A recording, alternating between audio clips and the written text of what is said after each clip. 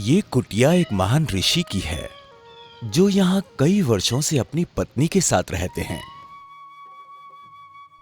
रोज की तरह ऋषि आज भी तपस्या करने बाहर जाने ही वाले थे कि जरा सुनिए, क्षमा चाहती हूँ, हाँ? पर आपसे एक बात कहनी है। इतने वर्ष हो गए, हमारी कोई संतान नहीं है। मैं रोज इसी अभाव में घुट घुट कर जिए जा रही हूँ। आप तो अक्सर व्यस्त रहते हैं, अकेलापन तो मुझे सहना पड़ता है। काश हमारी भी कोई संतान होती।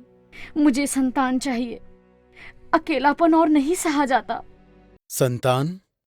संतान का होना या न होना तो विधाता के हाथ है देवी। ये कहकर ऋषि वहां से चले तो गए, किंतु पत्नी के दुख का आभास उन्हें विचलित किए जा रहा था।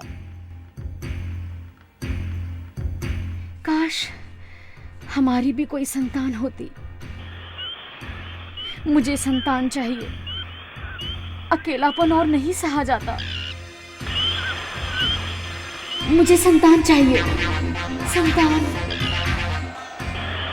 संतान मुझे संतान चाहिए। तू कहां से आ गया?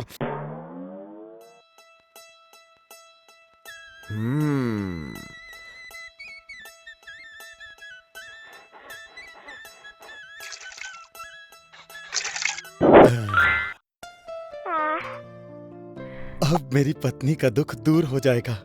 कितनी खुश हो जाएगी वो संतान पाकर। अरे सुनती हो भाग्यवान, जरा बाहर तो आओ। देखो कौन आया है। कौन है? ये तुम्हारी पुत्री है। तुम्हें संतान चाहिए थी ना? किंतु कोई किंतु परंतु नहीं। अब से तुम इसकी माँ और ये तुम्हारी पुत्री।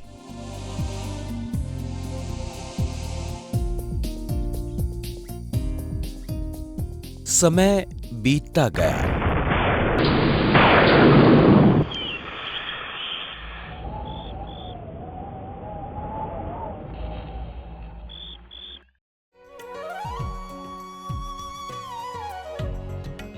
और नन्ही सी बच्ची देखते देखते जवान हो गई।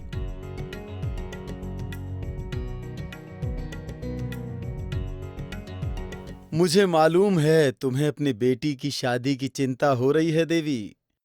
हमारी बेटी इतनी सुंदर है कि कोई भी इससे विवाह करने को तैयार हो जाएगा। मैं इसके लिए योग्य वर तलाश करता हूँ।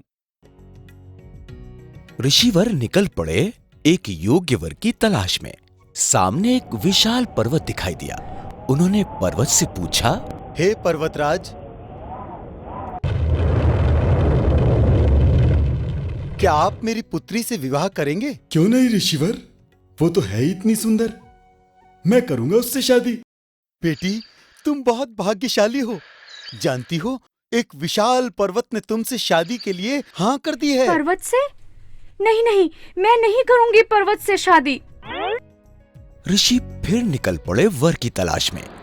समुद्र से शक्तिशाली और विशाल कौन हो सकता है, ये सोचकर उन्होंने समुद्र से पूछ लिया, हे समुद्र देवता, क्या आप मेरी बेटी से विवाह करेंगे? अवश्य, सभी जानते हैं वो तो अत्यंत सुंदर है। नहीं, मैं नहीं करूंगी समुद्र से शादी। परेशान ऋषिवर चांद, सूरज और अनेक देवताओं के पास गए। सबने हाँ भर दी, परंतु नहीं, मैं इनसे नहीं करूंगी शादी। माँ और बाप के लिए ये एक चिंता का विषय बन गया।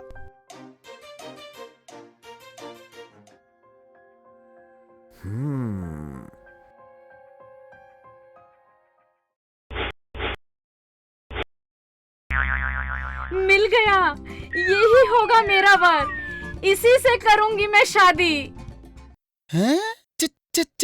चूहे से? मैं ये कैसे भूल गया कि वास्तव में तो ये चूहिया ही है। बिल्कुल इसी तरह मनुष्य बाहर से भले ही कितना भी बदल जाए, लेकिन उसका हृदय तो शांति ही चाहता है। उसको और किसी चीज से बहलाया नहीं जा सकता।